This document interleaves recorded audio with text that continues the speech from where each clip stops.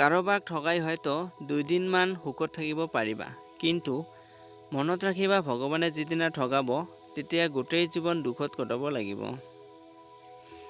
মুখৰ ভাষা বেয়া হ'লে চৰিত্ৰ বেয়া হৈ নাযায়। মিঠা কথাৰ আঁৰতো বহুত বেয়া চৰিত্ৰ লুকাই থাকে।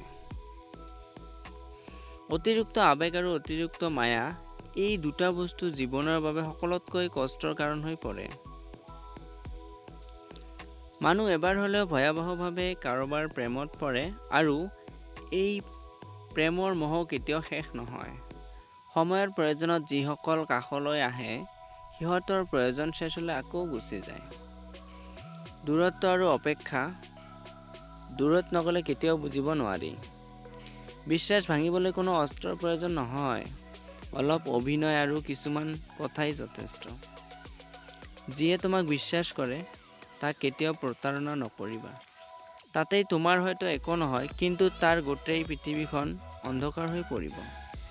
বেইমান আৰু স্বাৰ্থপৰ মানুহে নিজৰ ভালৰ বাহিৰে আনৰ অনুভূতি নুবুজে।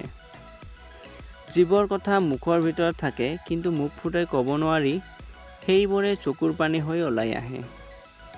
জীৱনত 3জন মানুহক কেতিয়াও ক্ষমা কৰিব নালাগে: যিয়ে ভালপোৱাৰ নামত অভিনয় কৰে, যিয়ে বন্ধুত্বৰ নামত বেইমানি কৰে আৰু যিয়ে বিশ্বাসক লৈ খেলে। ইহঁতক পাৰিলে জীৱনত ক্ষমা কৰিব নালাগে। সকলো বস্তু ভাঙিলে শব্দ হয়, কিন্তু মন ভাঙিলে কোনো শব্দ নহয়। সেয়েহে যাৰ মন ভাঙে তেওঁহে বুজি পায় মনৰ যন্ত্ৰণা কিমান। এজন ব্যক্তি তেতিয়াই সলনি হয় যেতিয়া তাৰ সপোনবোৰ ভাঙি চুৰমাৰ হৈ যায়।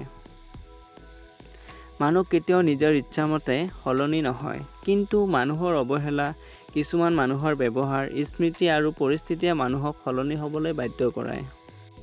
স্বাৰ্থও শেষ, সম্পৰ্কও শেষ, এয়াই বাস্তৱতা।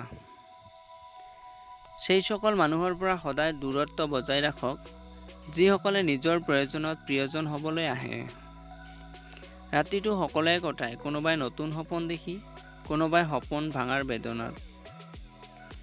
বিশ্বাসঘাতকতাক গালি নাপাৰিবা, তাক ধন্যবাদ দিয়া, কাৰণ তেওঁ তোমাক শিকাইছে মানুহ কেনেকৈ চিনিব পাৰি। ভালে নথকাৰ কাৰণ বিশ্লেষণ কৰাতকৈ ভালে আছা বুলি কোৱাই বেছি ভাল, কাৰণ মানুহে কেৱল সহানুভূতি দেখাব পাৰে, অনুভৱ কৰিব নোৱাৰে। অসৎ মানুহে কাকো সৎ বুলি নাভাবে, সকলোকে নিজৰ দৰেই ভাবে। সকলো সময়ত এনেকুৱা মানুহৰ লগত থাকিবলৈ চেষ্টা কৰা যিয়ে তোমাক সন্মান কৰে, কাৰণ সন্মান বস্তুটো ভালপোৱাতকৈও দামী। এজন ব্যক্তিয়ে যেতিয়া কিবা কাৰণত কাৰোবাৰ পৰা কষ্ট পায় তেতিয়াই ব্যক্তিজন নিষ্ঠুৰ হ'বলৈ শিকি যায়। মানুহৰ জীৱনত এই কষ্টই হ'ল নিষ্ঠুৰ হোৱাৰ একমাত্ৰ কাৰণ। যিয়ে সোনকালে অতীতক পাহৰিব পাৰে তেওঁ সিমানেই বেছি সুখী হৈ থাকিব পাৰে। ভালপোৱা হ'ল এনেকুৱা এটা অনুভূতি যি অজানিতে হৈ যায়, কিন্তু যোৱাৰ সময়ত বহুত পৰিমাণৰ কষ্ট দি যায়। কিছুমান কষ্ট এনেকুৱা হয় যি প্ৰকাশ কৰিব নোৱাৰি, আৰু কিছুমান কষ্ট এনেকুৱা হয় যিবোৰ নীৰৱে সহ্য কৰিব লাগে। আৰু কিছুমান কষ্ট এনেকুৱা হয় চকুৰ পানী লুকাই সকলোৰে সন্মুখত হাঁহিব লাগে। মোক কেতিয়াও এৰি নোযোৱাতো, এনেকুৱা ধৰণৰ কথা কোৱা ব্যক্তিজনে সৰবৰ আগতে এৰি যায়।